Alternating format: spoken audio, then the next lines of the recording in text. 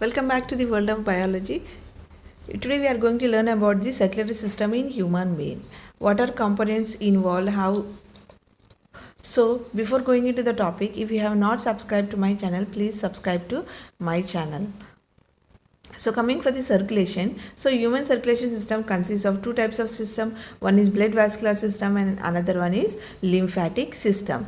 So coming for the blood vascular system, in human beings, blood vascular system is related with or consists of blood रहता है उसके अंदर. It is associated with the heart and it is also associated with the blood vessels. That means the blood has to carry to all the parts of the body. So the organ involved यहाँ पे heart है. So heart pumps the blood to all the parts of the body. But ये कैसे pump करता है बोले तो by the help of the blood vessels. So blood vessel का वजह से हार्ट ने पंपिंग करता है तभी ब्लड पूरा बॉडी पार्ट्स को it will be sent. So next coming for the blood का अंदर composition. So before going to that, blood, the study of blood is called as hematology.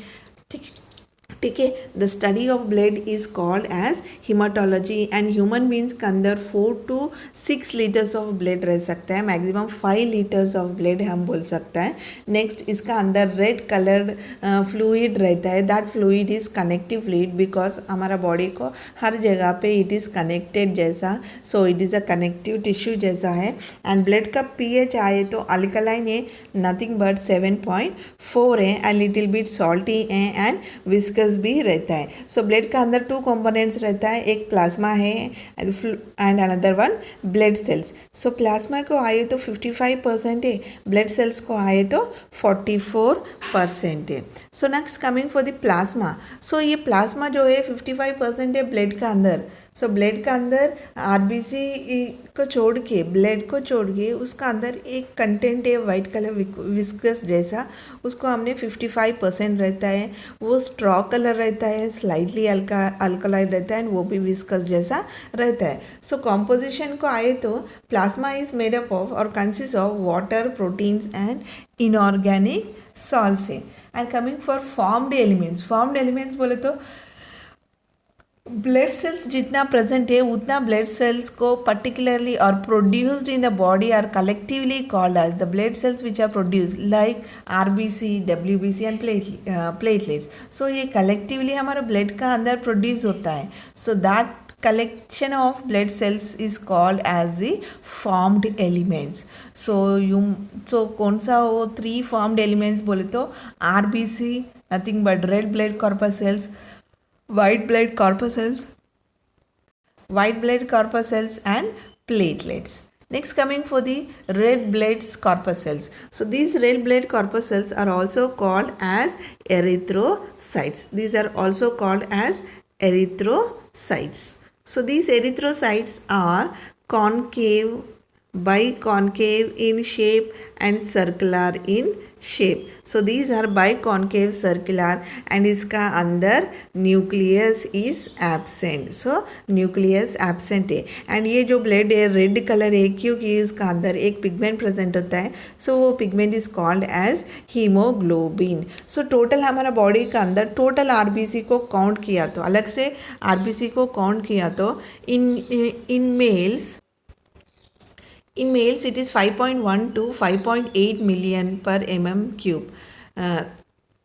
In females it is 4.3 to 5.2 million per mm cube. And the average lifespan, so ये RBC हमारा body का अंदर 120 days ही रहता है. एक बार 120 days ख़त्म हो गई तो वो आरबीसी सेल कैसे इट में डाई.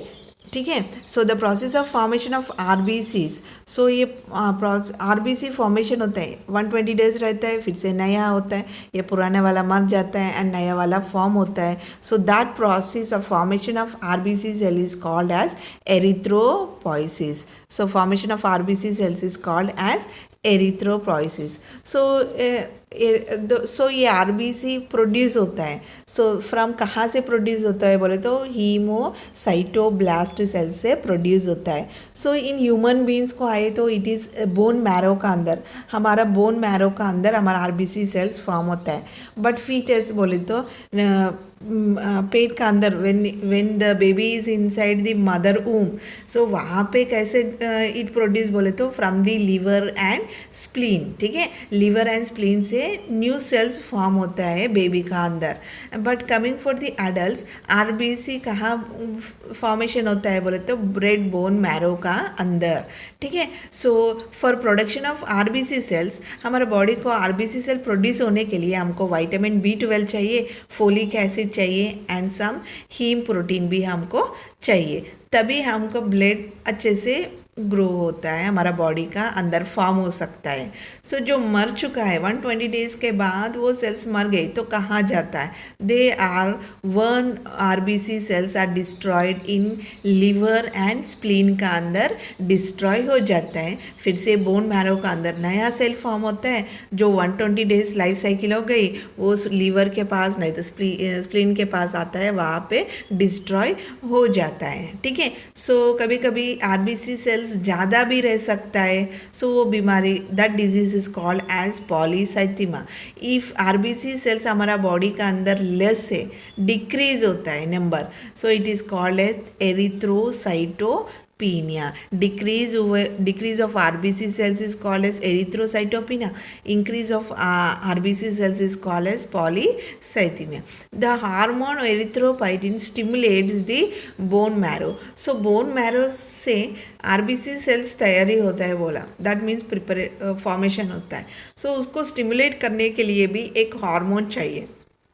सो वो हार्मोन कहाँ प्रेजेंट है तो किडनी का अंदर प्रेजेंट है. सो एरिथ्रोपोइटिन बोल के एक हार्मोन रहता है. This hormone stimulates the formation of RBC cells, ठीक है. So functions of RBC cells और एरिथ्रोसाइटिक सेल फंक्शन क्या है, क्या काम करते हैं बोलते, transportation of respiratory gases like oxygen and carbon dioxide को पूरा बॉडी पार्ट्स को ट्रांसपोर्ट करता है. एंड मेंटेनिंग पीएच, हमारा बॉडी का ब्लड का पीएच मेंटेन करता है. And viscosity of blood clotting में भी हेल्प करता है.